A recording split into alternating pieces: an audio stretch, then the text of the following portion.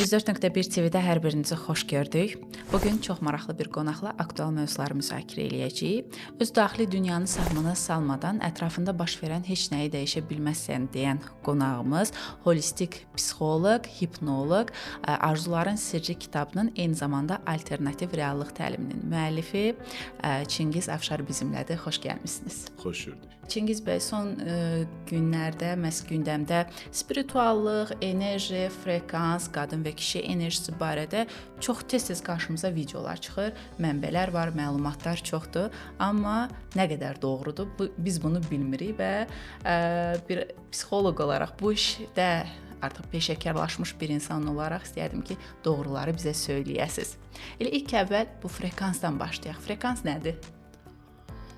Frekans tərcüməsi ilə isə Azərbaycan dilində titreşimlər deməkdir və bizim düşüncələrimiz konkret olaraq hər hansı düşüncələrimiz konkret olaraq hansısa frekanslar doğurur. Bu bir-iki pillə deyil, çox sayda frekans mövcuddur. Yəni hər şey nisbidir, necə ki soyuq, ikisi də soyuqdur, amma şaxta da soyuq sayılır. Məsələn, 5 dərəcə şaxtada soyuqdur, 10 dərəcə şaxtada soyuqdur. Bunlar nisbi olduğu kimi istilik də həmçinin. Frekanslar da nisbi olaraq dəyişir. Konkretlik yoxdur bu mövzuda. Lakin bizim düşüncələrimizdən bu enerji titreşimləri yayılır və bu həm öz bədənimizə təsir edir, fiziki bədənimizə, həm bizim emosional halımıza təsir edir və eyni zamanda qarşı tərəfə təsir edir. Enerji frekans da deyə bilərik. Əslində bunların hamısı informasiyadır. Frekanslar da informasiyadır, enerji də informasiyadır. Sadəcə olaraq bu informasiyaların heç biri pis deyil, yanlış deyil və biz bunları yanlış və doğruya bölmürük heç bir zaman. Lakin hansısa insan üçün uyğundurmu ya da uyğun deyil. Məsələ budur. İnanc məsələsidir. İnanırsanmı, inanmırsanmı? Burada bilirsiniz, inanc məsələsi rol oynayır. Ümumiyyətlə inanc məsələsi xəstəliklərlə də bağlı rol oynayır. Burada plasebo effekti biz misal gətirə bilərik. Amma həmişə frekanslar inancla bağlı olmur. Bunun bir-biri ilə daima bir arada olacaq deyə bir proses yoxdur. Məsələn, biz deyirik ki, qarşıdakı insanın frekansı məndən aşağıdır və yaxud da mənim frekansım ondan yuxarıdır. Bunu necə təyin edə bilirik? Özümüz dərəcələndirə bilərik bunu. Çox sayda təyin edə bilirik. Əgər qarşıdakı insanla biz ünsiyyət zamanı onu düşündüyümüz zaman özümüzü yaxşı hiss ediriksə, bu deməkdir ki, frekanslarımız uyğundur. Yox, narahatlıq hiss ediriksə, hər hansı bir diskomfort, istər düşüncədə, istər fiziki bədəndə narahatlıq, diskomfort varsa, demək ki, uyğun deyil.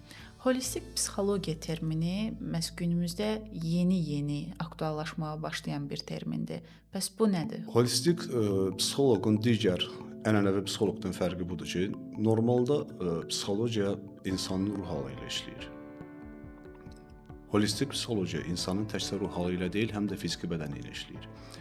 Emosiyalar daxildir bura, düşüncələr daxildir bura və fiziki bədəndə olan narahatlıqlar.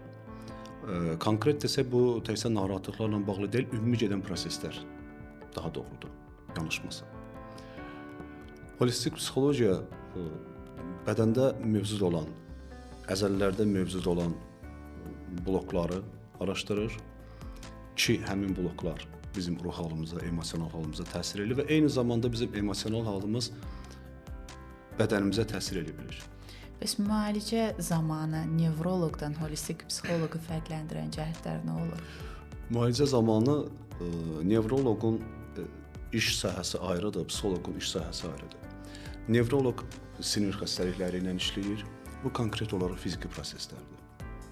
Holistik psixoloq sinirlərlə işləmir, dərman yazmır, yazma ixtiyarı yoxdur, hər hansı bir resept yazma ixtiyarı yoxdur. Yalnız insanın şuuru ilə işləyir. Çünki biz praktikada görürük ki, bütün xəstəliklər hal-hazırda əlimizdə statistika var. Xəstəliklərin 60-80% psixosomatikdir. Psixosomatik xəstəliklər də şuurda doğan proseslə bağlıdır. Yəni bu psixosomatik xəstəlikləri preparat müalicəsi ilə müalicə demək olar ki, mümkün deyil. Yəni preparat müalicəsi şuuru yatırda bilər, sinirləri yatırda bilər, sakitləşdirər, amma emosional fonu dəyişmədiyi üçün orada yaxşı nəticələr əldə etmək barədə söhbət gedə bilməz. Holistik psixologiyanın digər fərqi də siz bunu belə izah eləyək də. Əzələ sinir sistemində baş verən problemlər, təbii ki, holistik psixoloq həkim deyil, ixtiyarı yoxdur preparat müalicəsi yazmağa. Bunlar ayrı mövzudur. Amma məsələnin kökü buradadır ki, biz xəstəni müayinə eləyəndə, psixoloji müayinə aparanda onun bədənində olan fiziki proseslərin də məhz düşüncəsi ilə bağlı olduğunu görürük. Və bu çox zaman buna biz şahid oluruq. Çünki çox işlənməmiş mövzulardan biridir fassia. İnsan orqanizmində olan toxumadır, tordur. Körpəlikdən bütün emosional travmalar fassiyalarda toplanır. Və fassia insan orqanizmində 4 qatlıdır, yəni dərinin son qatıdır. Əzələləri bir-birinə toxunmaması üçün üstlərini sarıbdır. Eyni zamanda bütün daxili orqanların üzərindədir və daxili orqanları bir arada saxlayan toxumadır. Ümumilikdə götürəndə böyük bir insanın bədənində təxmini 15-20 kiloqram çəkiyə sahibdir fassiyalar. Bu həmin o tor pərdədir ki, biz onu heyvan ətlərində görürük. Daxili orqanların üzərində, ətlərin üzərində gördüyümüz çox incə bir qatdır. O qatdan insan bədənində var və o fassiyalarımızdır. Və siz təsəvvür edin ki, lap körpəlikdən ya fərqi yoxdur, hər hansı bir zamanda insan bir xoşa gəlməz bir an yaşayırsa, müəyyən yerdə bədəndəki müəyyən fassiya toxumasında yığılma baş verir. Və bu yığılma zamanla öz-özünə keçib getmir heç bir vaxtda. Biz travmalar dediyimiz ki, uşaqlıq travmaları əsasən orada toplanır, fassiyalarda. Və bu zamanla digər problemləri özü ilə bərabər gətirir. Yəni fassiyalarda yığılma varsa və bu açılmayıbsa, bu artıq öz təbii halına qayıtmayıbsa, zamanla limfalarda problem yaranır, zamanla əzələ sinir sistemində problem yaranır və tutaq fəqərə burxulmaları çox zaman hətta miqren ağrıları dediyimiz kimi, bəzən miqren konkret miqren deyil, simptomlar oxşuyur, amma miqren deyil. Əgər diaqnoz qoyulursa artıq miqren və həkim miqreni müalicə eləməyə çalışırsa ki, əslində əsl səbəb o deyil. Məsələn, fassiyalardakı problemlə bağlı idi. Bu səbəbdən holistik psixologiyada bunların hamısı baxılır. Həm emosional olaraq yanaşılır, həm də fiziksel olaraq müalicə olunur. Bədəndəki trigger nöqtələr təxmini 640 əzələdən ibarət insan bədəni, bunlardan 620 trigger nöqtə ola bilir. Trigger dediyimiz ağrı nöqtələridir, əzələ düyünlərində olur ki, bunlar normalda bilinmir. Əgər bir insan öz bədənində ora toxunmayıbsa, əlini hansısa bir yerə toxundurmayıbsa ki, o nöqtədə ağrı olduğunu bilmir. Amma orada var və zamanla bunlar böyüyür.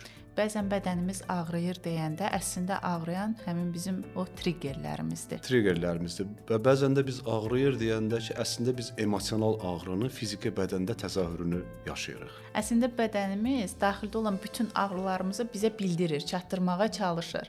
Ancaq biz bunu düşünürük ki, bu bizim bədənimizin ağrısıdır, amma əslində hər şey daxildən gələn ağrıdır. Tam doğru. Emosional problemlər bədəndə özünü göstərir. Əslində bədən bizdən danışır, siz dediyiniz kimi, bədən bizdən danışır və bir yerdə bizə göstərir ki, məndə burada nəsə düz getmir, çatışmamazlıq var. Və biz həmin vaxtı sanki bu həyəcan siqnalı verir. Və həmin vaxtı biz nə edirik? Normalda alışdığımız forma, dərman içirik, arğını sakitləşdiririk, sanki siqnalı söndürürük. Problem yerindədir. Orada qırmızı işıq yanıb sönür və deyir ki, burada problem var. Biz nə edirik? Həmin o siqnalı kəsirik, söndürürük, problem qalır yerində. Və o zamanla o üstü bastırılmış problem heç vaxtı həll olunmur. Öz-özünə bu mümkün deyil bunun həll olunması. O bastırılan emosiyalar, ağrılar bir zaman sonra böyük fəsadlara gətirib çıxara bilər. Hansı ki, onkoloji xəstəliklər, psixoloji xəstəliklər. Biz zamanla onu görmüşük. Mənim özümün şəxsi araşdırmalarım var bu barədə. 2017-ci ildə söz gəlmişkən deyim, mən kitabımı yazırdım. 2017-ci ildə Arzuların Sirri kitabı yazdığım ərəfə idi və mənim üçün də maraqlı idi. Bəzi özüm təcrübələr apardım müstəqil şəkildə və onkoloji xəstəliklərlə bağlı, şəkər xəstəliklərlə bağlı, autizmlərlə bağlı, talisemiya ilə bağlı konkret əlimizdə faktlar biz əldə elədik. Necə faktlar? Misal üçün, onkoloji xəstələrin hamısının ortaq nöqtəsi var. dilindən, dinindən, cinsiyyətindən, milliyyətindən asılı olmayaraq, yaşından asılı olmayaraq bunların ortaq nöqtələri var. Bu bağışlamama duyğusudur. Mütləq ki, kimsə var və onu bağışlayır. Misal üçün, şəkər xəstələri üçün bu başqa cürdür, autizmli spektrli uşaqlar üçün başqa cürdür. Məsələn, şəkər xəstələri nəyi etmirlər? Şəkər xəstələri daha çox desək, etmirlər yox, edirlər. Sabahki gündən bağlı narahatlıq yaşayırlar. Gələcəklə bağlı narahatlığı olan insanlarda şəkər xəstəliyi olması artıq an məsələsidir. Yaxud da bağışlamama duyğusu ilə yaşayan insanlarda onkoloji xəstəliyin meydana gəlməsi artıq zaman məsələsidir. 5 il sonra, 5 il, 10 il sonra mütləq olmalıdır.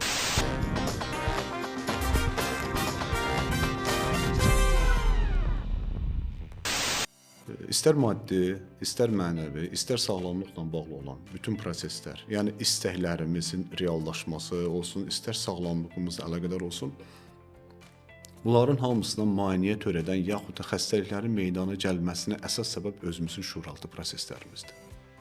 Hansı ki, o 7 yaşa qədər artıq təməli qoyulur. Bəli, o zamana qədər təməli qoyulubdur bunun və bu zamandan sonra da bilirsiniz, bunlar həm insanı əsasən bu fassia toxumasında olan bu gərginliklərdə demək istəyirəm mən ki, blokaj deyirik də biz onlara. Bu bloklar ilk baxışda heç nə eləmir və heç bir zaman bilinmir. Amma gəlin bir təsəvvür eləyək ki, ürəyin üzərini, həmin o ürəyin üzərində olan o fassia toxuması, o nazik pərdə hər hansısa bir emosional bir təsirdən yığılıbdır. Və ürəyin artıq rahat işləməsinə mane olur bu. Və bunu biz kardioloji xəstəlik kimi başa düşürük. Və kardioloji xəstəlik kimi başlayırıq müalicə eləməyə ki, həmişə də yaxşı effekt vermir, çünki o deyildi əsas məsələ. Bəli, ona görə də günümüzdə ürək tutmasının %100 müalicəsi yoxdur. İstər ağciyərlərlə bağlı olsun, asma xəstəliyi olsun və bu zaman ağciyərlər yaxşı işləmir. Asma xəstəliyinin kökdə yatan səbəbi nədir?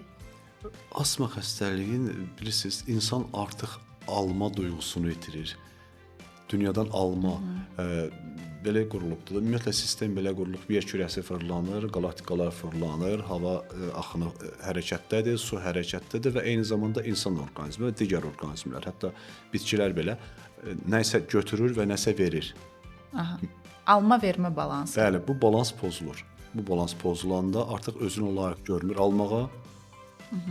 Və özündə bağladığı, özündə o sistemi, alma sistemini deyək ki, bağladığı üçün artıq asma xəstəliyi başlayır. Bizim o 7 yaşına qədər və ondan sonra formalaşan travmalarımız, yetkinlik həyatımızda, cəmiyyətdə formalaşdığımız, cəmiyyətdə artıq çalışdığımız müddətdə bizə problemlər yarada bilir. Bəs bunları biz necə həll eləyək? Travmalarımızı, aqressiyamızı, stressimizi say bitməz. Bu travmalar bizi istər qarşılıqlı münasibətlərdə problem yaradır. Ailə münasibətlərində problem yaradır. Və təsəvvür edin ki, bu travmaları daşıyan valideyn artıq bunu öz övladına ötürür. Çox maraqlı bir proses var. Əgər normal cəmiyyətdə, normal cütlüyün biz övladını aparıb qoysaq, cəngəllikdə qalsa, o insan kimi böyümür artıq. Yəni genetik olaraq onları götürməyibdir valideynin öz cəmiyyətdə qazandıqlarını yaşam müddətində. Amma xəstəlikləri götürə bilir. Və hər bir insanın mövcud olması üçün gördüyümüz bütün insanların ən azı 2000 nəfərin DNK-sını daşıyırıq hər birimiz. Yəni nənə, baba olaraq deyirəm. Nəsil olaraq 2000 nəfərin DNK-sını daşıyırıq. Və təsəvvür edin ki, genetik olaraq, genetik kodumuzda artıq 2000 nəfərin problemləri var. Və sonra özümüzün qazandıqları var 7 yaşına qədər və sonra həyatımız boyu o üst-üstə qoymuşuq və təsəvvür edin ki, insan artıq bu travmaların toplusu halına gəlibdir. Bunun psixikası artıq travmalar toplusudur. Və o da bizə nə yaradır? Stresslər, depressiv hallar, stres, panik ataklar, fobiyalar, qorxular. Bunların hamısının yaranma səbəbi dediyimiz kimi şuuraltı bloklardır və eyni zamanda fassiyalarda olan bloklardır. Yəni fassiyalar mövzusu bilirsiniz niyə maraqlıdır? İlk baxışda biz şuuraltına toxuna bilmirik. Yalnız şuuraltı səviyyələrdən işləməklə nəsə eləmək mümkündür, yəni psixoloji. Amma artıq fassiyalarla işlədiyimiz zaman aydın olur ki, yox, toxunmaq mümkündür. Artıq toxunula bilməyən bir prosesi toxunulur hala gətirmişik biz fassiyalar sisteminə görə. Oradakı o düymələri sıxmaqla nəsə düzəltmək mümkündür. Və eyni zamanda bu trigger nöqtələr, bu ağrı nöqtələri təkcə bədəndə deyil, həm də emosionaldır. İndi sizin sualınızın cavabı olaraq deyirəm ki, bunların üstünə getmək yox, o da doğru deyil. Yaxud da bunlardan qaçmaq yoxmuş kimi özümüzü aparmağımız da onları ləğv eləmir. Mütləq düzgün olaraq işlənməlidir və burada hər kəs, insan öz boynuna məsuliyyəti götürməyi bilməlidir. Yəni, ata bilmərik kimsə boynuna ki, kimsə məni müalicə elədi ya da dərman içdim, sağaldım, elə proses getmir. O özümüzü aldatmaqdır. Bunun üçün seanslara qatılmaq mı lazımdır, yoxsa bunu özümüz tək başına da mı eləyə bilərik, yoxsa mütləq ki, psixoloq yardımına ehtiyac duyuruq? Əslində tək başına eləyə bilirik, yəni məlumatlıyıqsa, əlbəttə ki, eləyə bilirik. Amma hər şey eləyə bilmirik, bu da bir faktdır. Kiçik məsələlər var, böyük məsələlər var. Kiçik məsələlər əlbəttə ki, insan özü üçün həll edə bilir və çox insanda eləyir. Yürüyüşə çıxmaq, təmiz su qəbul etmək, təmiz havada vaxt keçirtmək, daha şən olmağa çalışmaq gün ərzində, biraz vurdum duymaz olmaq əlbəttə ki, kömək eləyir. Amma siz deyirsiniz kömək eləyir. Biraz inanc məsələsi də axı burada. Onun ona kömək etdiyinə inanmayan şəxs onu nə qədər etsə də heç bir fayda görməyəcək. İnancları burada dəyişməliyik axı biz. Bir daha fasciyaları vurğulamaq istəyirəm. Əgər insan yürüyüş eləyirsə, özünə gün ayırıbsa, saat ayırıbsa ki, bu saatda mən yürüyüş eləyəcəm, o orada inansa da, inanmasa da fassiyalarda açılma gedir. O bloklarda açılma baş verir, ona görə də özünü daha yaxşı hiss edir. Misal üçün, masaj alından sonra nəyə yaxşı hiss edir? Həmin prosesdir. Əzələ sinir sisteminə təsir və sonda bu emosional blokları əslində ortadan qaldırmaq çox asan da deyil. Bir proses gedir burada. Amma öz üzərində işləyən insan eləyə bilər. Təbii ki, olmadısa mütəxəssisə müraciət etmək ən qısa və ən sürətli yoludur. Günümüzdə də ən çox aktual olan terminlərdən biri manifestdir. Bu manifest nədir? Rituallar eləyirlər, şam yandırırlar, dəfnə yarpağına yazı yazırlar, hansısa bir kağıza hansısa rəqəmləri yazırlar, bala batırırlar və yaxud da hansısa bir kristalı qoyurlar. Ayın altına təmizləyirlər. O qədər manifestlər, rituallar var. Nə dərəcədə işləyir? Bunları istifadə etmək nə dərəcədə doğrudur? Bu mövzuya toxunaqmı? Doğru manifest işləyir. Eyni proses hər kəs üçün eyni formada getmir. Birisi üçün xeyirli olan, tutaq bir ritual deyirsiniz də bunları, bu başqası üçün olmaya da bilər. Onun əsas odur ki, daxili dünyası onu qəbul edir yoxsa yox və bir daha qayıdırıq, frekans eynidirmi? Bəli. Əgər eynidirsə, əlbəttə ki, onun üçün işləyəcəkdir.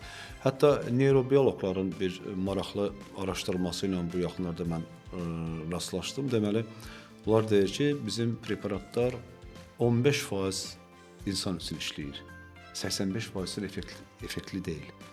Yəni, bu deməkdir ki, hətta dərman preparatları belə 15% işləyirsə, manifestlər də ən çoxu 15% insan üçün eyni ritual deyək ki, işləyir. Amma konkret bu rituallar inanc məsələsidir. Bu plasebodur. Yəni, bu plasebo belə desək də, bir stəkan suyu içib də özü yaxşı hiss eləyə bilər. Əgər o mənanı yükləyib sonra və ona inanırsa, burada əsas məsələ nədir? Biz hansı mənanı yüklənmişik ora, hansı kodlamanı vermişik, niyyətimiz nədir? Əsas rol oynayan niyyətdir. Əslində, niyyət inancdan daha öndə gəlir və həlledici rol oynayır. İnanc bir yerə qədərdir. Niyyət artıq prosesi sonlandıran, istədiyimiz duruma gətirən bizim niyyətimizdir. Bəs bizim niyyətlərimiz niyə bu qədər asan reallaşmır, çətin reallaşır? Daxili bloklarımız. Onu biz yoxlaya bilərik. Tamaşaçılarımız da istəsələr yoxlaya bilərlər. Mən bir praktik məşğələ verim. Hər hansı bir arzunu dilə gətirir insan. Məsələn, mən bunun olmasını istəyirəm. Hamının arzusu eyni deyil təbii ki də. Bu onu dilə gətirəndə ilk növbədə səsdə titrəmə yaranır. Səs titrəyir, yəni artıq boğaz reaksiyasını verdi ki, yox, mən istəmirəm. Gəlin belə eləyək. Bədənin ilk funksiyası, şuuraltı dağısı proseslərin əsas funksiyası bədəni qorumaqdır, sağlamlığı qorumaqdır. Və hər hansı bir arzunun gerçəkləşməsi üçün bunları biz metafora olaraq deyirik, 20% enerjiyə ehtiyacımız var. Bunu bir mobil telefon kimi düşünək. Və səhər 100% enerji var. Bu 100% enerjidən təxminən 50%-i sərf olunur insanın həmin gün yaşamı üçün. Gəzməsidir, fəaliyyət göstərməsidir, danışmalıdır, düşünməlidir. Bunların hamısı üçün enerji sərfiyyatı gedir. Bu normaldır. Və bunun içərisində bağışlamadığı insanlar var, nifrət elədiyi insanlar var, unutmadığı travmatik hadisələr var və tutaq 30% enerjisi sərf olunur bunlar üçün. Bunun qalır 20% enerjisi və bu arzunun gerçəkləşməsi üçün də ən basitindən desək ki, 30% enerji ehtiyac vardır. O yetmir. Və bu günlər keçirsə heç nə dəyişməyəcəkdir.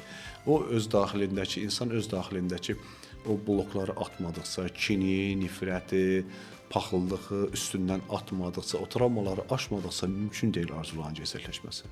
Biz özümüz də fərqində olmadan əslində nifrət etdiyimiz və yaxud da haqqında danışdığımız, qeybətini etdiyimiz insanlara enerji axıdırıq. Onlarla əslində belə deyim, onlarla biz öz enerjimizi paylaşırıq. Və onları mən həmişə bu sualı verirəm. Tutaq ki, kimsə deyir ki, mən filan kəsdən incirmişəm, narahatlıq, o nə bilim bağışlamıram və ondan soruşuram. Sən ona kimin enerjisi hesabından nifrət eləyirsən? Kimin bədənini, o deyir, mənim öz bədənimdə eləyirəm bu nifrəti, düzdürmü? Öz enerjim hesabını eləyirəm. Bu nə deməkdir? Bu artıq özünün lazım olan həyati enerjisini, ki əslində ən qiymətlisi odur, onu xərcləyir kiməsə nifrət üçün. Artıq getdi. Bu nifrət üçün 5-10% ora xərclədi, 1% ora, 5% ora xərclədi. Özü üçün nə arzusuna artıq enerji var gerçəkləşdirməyə, nə də ümumiyyətlə sağlamlığına. Ona görə biz deyirik də xəstəliklərin psixosomatik 60-80% odur.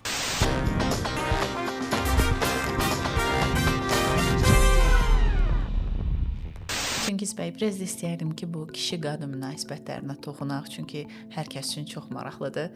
Necə olur bu münasibətlər? Necə olmalıdır əslində? İnsanlar 100% götürsək, insanlar təxminən 55% vizualdır. Yəni görüntü üzərindən düşünür, görüntü üzərindən qərar verir və cümlələrini də elə qururlar. O sözlərdən istifadə edirlər. 38% və bunlar təxmini rəqəmlərdir təbii ki. 38% insan audialdır, eşitmə üzərinə qərar verir və 7% cəmisi kinestetikdir, hissiyatla qərar verən insanlardır. Və siz təsəvvür edin ki, qadın ya da kişi fərqi yoxdur. Biri vizualdır, digəri audialdır, yaxud da digəri kinestetikdir. Bunlar bayaq dediyimiz kimi hər hansı bir prosesə gözü xoşuma gəlib, ürəyi xoşuma gəlib, onu sevməyə başlayıb, ola ailə qurur və sonra bu getmir bu proses. Mümkün deyil getməsi. Çünki kişi vizualdır. Kişi deyir ki, sağ gəzək, bu gün şəhərdə gözəl bir məkan açılıb. Baxın cümlənin quruluşuna, görsəllə bağlıdır hamısı. Gözəl, məkan. Qadın deyir ki, qadın da tutaq ki, kinestetikdir. Qadın deyir ki, yox, evimiz rahatdır. Oturaq evdə, otur mənim yanımda, əlimlə tut, otur yanımda. Ayrı dillərdə danışır artıq bunlar. Fərqi yox da bu, hansı dili olsun, Azərbaycan dili, Alman dili. Bunlar artıq şuuraltı olaraq eyni dildə danışmırlar. Bunlar bilinir.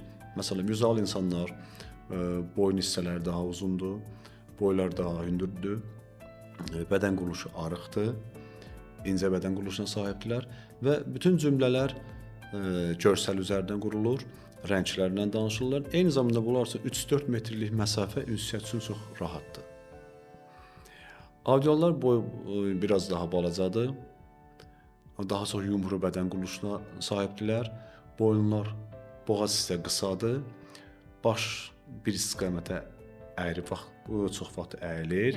Buna telefon pozası deyirlər və bunlar danışıqlarını, cümlələrini, sözlər eşitmə üzərinə qururlar.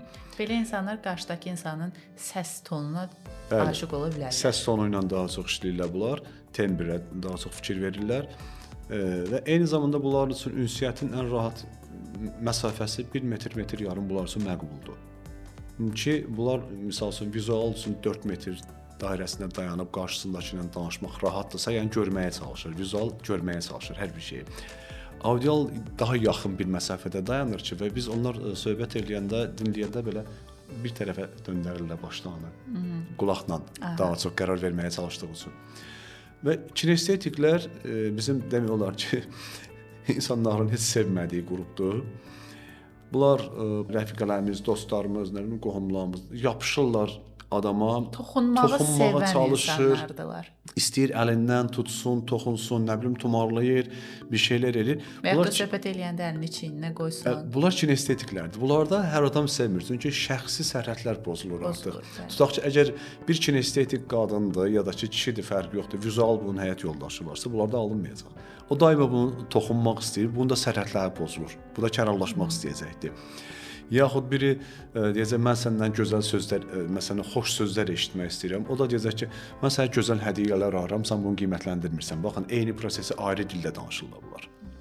Ona görə münasibətlər başlayandan bir zaman sonra deyirlər ki, mən o insanı sevə bilmirəm, hiss eləyə bilmirəm, tanıya bilmirəm. Münasibətlər başlayanda dediyimiz kimi hormonlar rol oynayır. Bunları çox nəzərə çarpmır danışdığımız mövzu.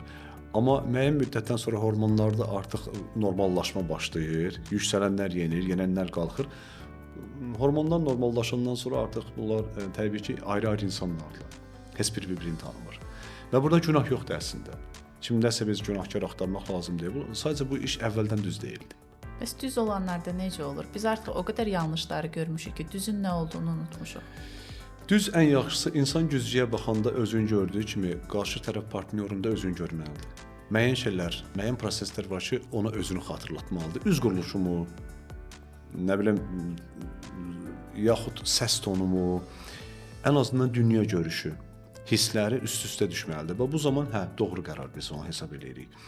Artıq günümüzdə də informasiya o qədər yüksək miqdarda informasiya yağmuru var ki, və bunun içərisində hər kəs mən düşünürəm ki, öz üzərində işləməlidir. Və tutaq ki, qadın ya da kişi fərqi yoxdur. Biri öz üzərində işləyir, digəri işləmir. Artıq o frekans məsələsinə bir daha toxunuruq burada.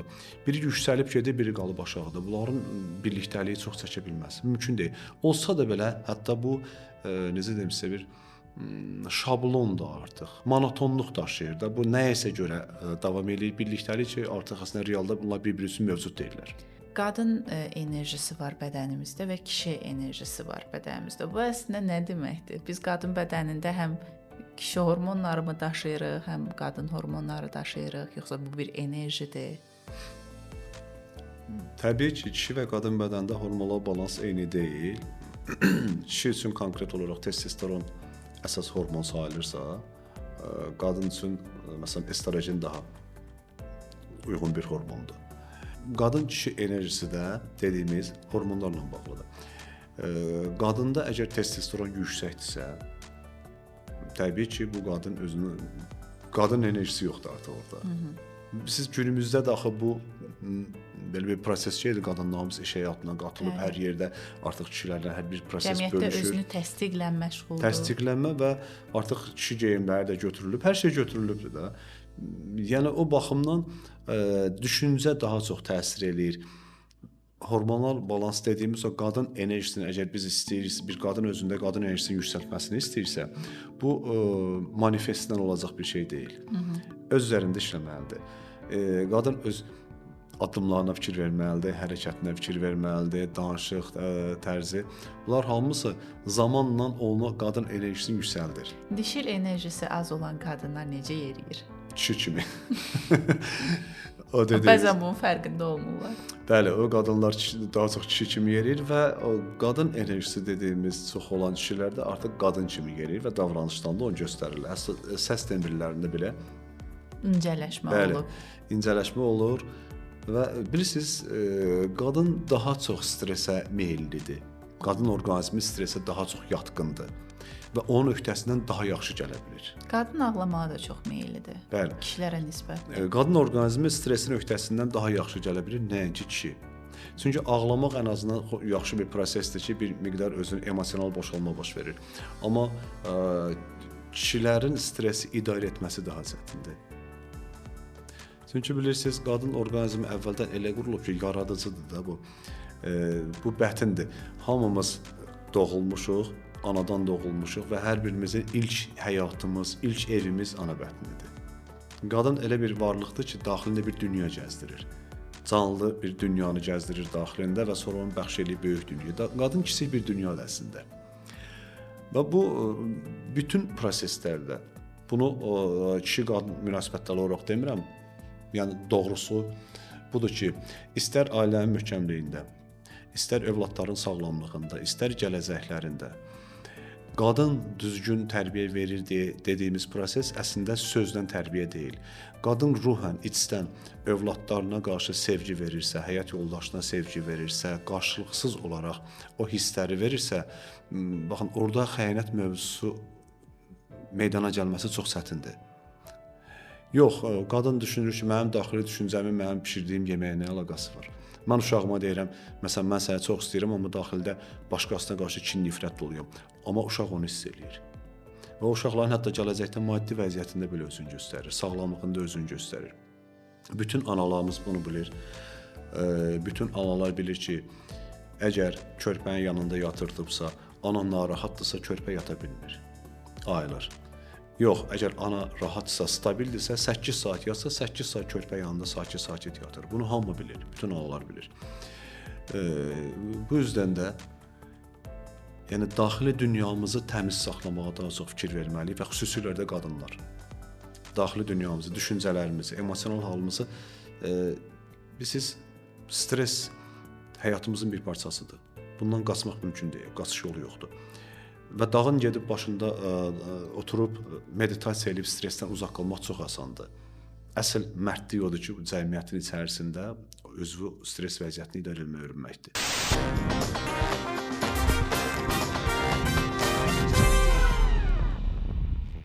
Çox təşəkkür edirəm. Bugün həqiqətən də çox maraqlı və aktual mövzuları müzakirə elədik. Məncə əminəm ki, izləyicilərimizin çoxu çox sualına cavab tapmış oldu. Ən azından sosial şəbəkədə, internetdə tez-tez qarşımıza çıxan bəzi mifləri bir baxıma burada çürütmüş olduq. Minnətdaram. Təşəkkür edirəm. Mən təşəkkür edirəm dəvət etdiyiniz üçün. 104.1 TV-nin də bu dəfəki buraxılışının sonuna gəldik, çatdıq. Növbəti buraxılışımızda görüşmək ümidi ilə. Hələlik.